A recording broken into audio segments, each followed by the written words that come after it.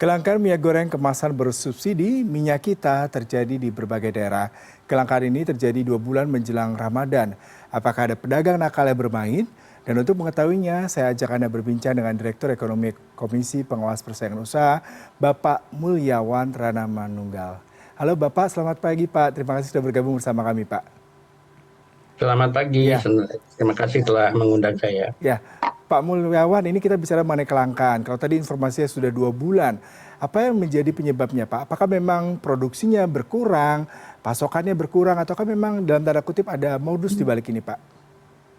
Ya, untuk penyebab pastinya masih dalam penelitian ya. Namun dari pantauan teman-teman kami di Kanwil-Kanwil, itu beberapa distributor mengakui sudah tidak ada lagi pengiriman Mhm. minyak goreng minyak kita ke eh, mereka. Jadi dari produsen itu sudah tidak lagi mengirimkan minyak goreng minyak kita kepada distributornya. Mhm. Dan juga kami juga masih penelitian apakah ini juga termasuk salah satu indikasi ada yang menahan stok minyak kita untuk karena diperkirakan adanya peningkatan permintaan nanti di bulan Ramadan seperti itu. Kalau Bapak tadi katakan memang sepertinya tidak ada pasokan ya seperti itu ya Pak. Lalu bagaimana dengan Hmm. rantai distribusinya sejauh ini Pak? Apakah memang ada kendala? Biasanya kalau CPO naik, harga minyak juga naik, kemudian demand naik, harga minyak juga naik. Lalu bagaimana dengan minyak kita ini Pak? Skemanya seperti apa ya Bapak lihat? Jadi kalau berdasarkan regulasi terbaru itu minyak kita ini kan diambil dari kewajibannya DMO dan DPO CPO ya. Jadi Mhm. harusnya stoknya pasokan stoknya aman Mhm. karena kalau misalnya pelaku usaha tidak memenuhi DMO dan DPO itu Kementerian Perdagangan bisa menjatuhkan sanksi seharusnya seperti itu.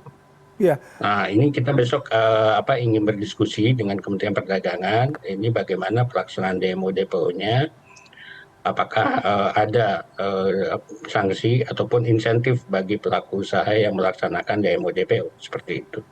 Bapak sudah 2 bulan ya langka. Berarti evaluasinya harusnya sudah cukup signifikan untuk mengetahui apakah penyebab dari kelangkaan distribusi ini ya Pak. Kemudian tadi Bapak mengatakan ada indikator kemungkinan memang dalam tanda kutip penahan, terutama terkait dengan jelang Ramadan ketika demand naik. Sementara di pasaran tadi harga sudah di luar 16.000 bahkan lebih tinggi daripada harga acuan Pak. Seperti apa Bapak melihat ini Pak? Ya, jadi memang kita masih ingin mengkonfirmasi ya kepada Kementerian Perdagangan, kami ingin mengklarifikasi bagaimana produksi minyak kita selama ini. Karena kan Mhm. dengan regulasi terbaru atau regulasi yang selama ini sudah dikeluarkan mengenai DMO DPO ini, harusnya CPO untuk minyak goreng rakyat, minyak goreng curah dan minyak goreng kita ini itu terpisah dengan CPO untuk biodiesel, untuk ekspor. Jadi benar-benar CPO itu sudah dialokasikan khusus untuk minyak goreng rakyat. Dengan demikian seharusnya tidak ada lagi kelangkaan bahan baku seperti yang terjadi pada tahun awal 2022 kemarin seperti itu. Mhm. Nah, itu yang kita ingin berdalam dengan Kementerian Perdagangan nanti. Kalau Bapak sendiri dari pihak KPPU apakah mengendus adakah dugaan akal-akalan nih Pak? Karena memang kalau Bapak katakan tadi dari semua variabel seharusnya dari pihak produsen minyak sawit tidak mengalami kendala untuk minyak kita karena sudah mendapatkan regulasi dari pemerintah. Kemudian juga mengenai harga juga tidak akan mencapai harga lebih tinggi daripada harga pasaran Pak. Ya, kita nanti setelah mendapatkan informasi dari Kementerian Perdagangan, nanti kita akan perdalam lagi, kita akan mungkin klarifikasi juga dengan para produsen Mhm. untuk mengetahui apa mungkin kendalanya saat ini sehingga distribusi ataupun produksi minyak kita ini atau minyak goreng curah ini ada hambatan seperti itu. Nah, Mhm. jadi mungkin kan yang premisnya yang kita kita bangun saat ini adalah harusnya CPO tidak ada lagi Mhm. kendala begitu. Ketersediaan CPO untuk minyak goreng itu harusnya tidak ada kendala. Nah, ini Mhm. kenapa kok minyak kita ini bisa tiba-tiba hilang di pasaran seperti itu. Hmm, Bapak yang menarik adalah minyak kita ini sebenarnya peruntukannya untuk warga menengah ke bawah maupun untuk warga yang menggunakan minyak untuk kegiatan berproduksi seperti misalkan pedagang makanan, gorengan yang paling sederhana ya Pak. Tapi acap kali kita lihat sepertinya salah sasaran Pak, sehingga banyak warga mampu justru beralih dan memilih minyak kita karena harganya lebih kompetitif. Bagaimana Anda melihat hal ini Pak? Ya, jadi memang minyak kita ini kan kalau kita melihat ya itu dia bersaing head to head dengan minyak goreng kemasan premium. Mhm. Dan secara otomatis sebagai konsumen dia akan melihat mana yang lebih murah, dan karakteristik minyak goreng itu kan sebenarnya sama ya, semua produsen itu memproduksi minyak goreng dengan karakteristik yang sama. Jadi ketika minyak goreng premium ini harganya masih jauh di atas harga minyak goreng kemasan, secara otomatis konsumen akan memilih untuk untuk membeli minyak kita yang lebih murah, dan sehingga Mhm. biaya yang dikeluarkan rumah tangga itu bisa terlalu tinggi begitu. Mhm. Pak Mul Nah, berarti memang ya, berarti Pak ini ada kontrol dan sistem yang salah dalam distribusi sehingga konsumsi minyak kita yang diperuntukkan untuk masyarakat menengah ke bawah justru malah dikonsumsi oleh masyarakat juga yang mampu, Pak. ya, jadi memang kan karena selama ini pembelian minyak kita itu tidak seperti tidak diatur ya. Memang kita Mhm. melihat di pasar, di lapangan juga Mhm. minyak kita ini diperjualbelikannya bebas gitu. Ya. Jadi baik itu di pasar maupun di pasar di retail modern itu kan disandingkan begitu. Mhm. Nah, itu memang akhirnya kita melihat juga ada beberapa distributor yang akhirnya sepertinya membandling bahwa minyak kita ini dengan produk-produk lain seperti itu. Mhm. Dan itu Mhm. sangat kami sayangkan karena itu bisa berpotensi melanggar Undang-Undang Nomor 5 Tahun 1999. Berarti secara tidak langsung sejak beroperasi bulan Juli tahun lalu, Pak, kalau kita melihat secara teknis distribusi, pemasaran, ada yang salah. Berarti KPPU akan mengevaluasi ke depannya sehingga tidak akan lagi mencari celah untuk menghandle ataupun menahan dari minyak kita ini sehingga nanti produksi di jelang Ramadan bisa dipasarkan dan harga bisa tetap naik, Pak. Ya, jadi kita akan terus memantau bagaimana ketersediaan stok dan juga kita akan mencari penyebab mengapa minyak kita dan minyak goreng curah ini menjadi langka di pasaran. Karena kan memang karena ini produk yang permintaannya itu Mhm.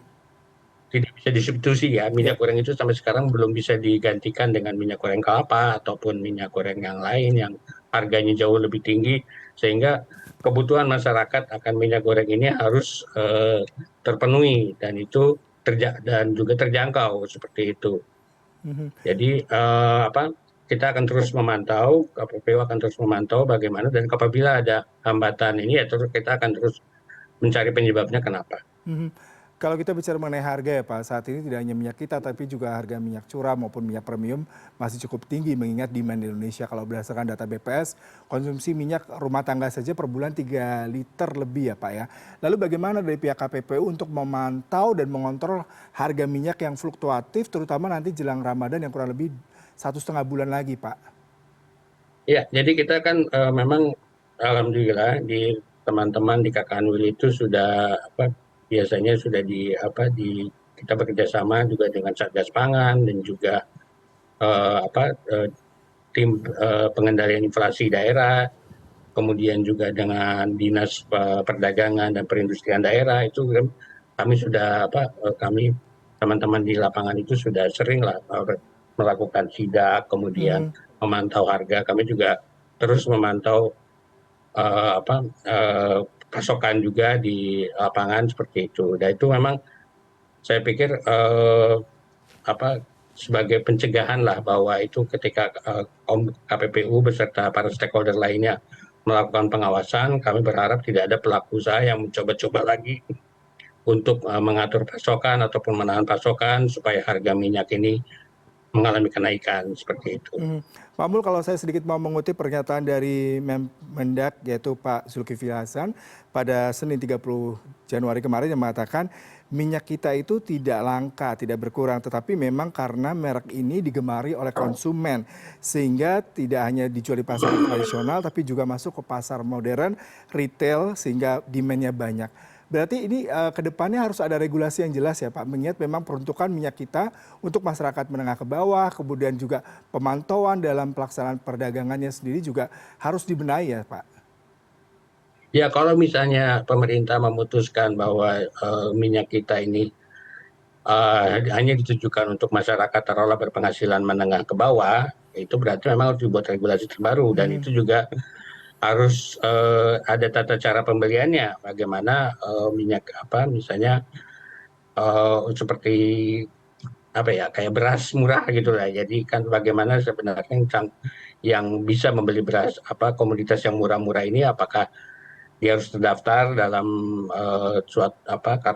dalam suatu sistem tertentu dan dia ketika membeli minyak kita dia harus menunjukkan bahwa dia memang terdaftar untuk atau diperbolehkan untuk membeli.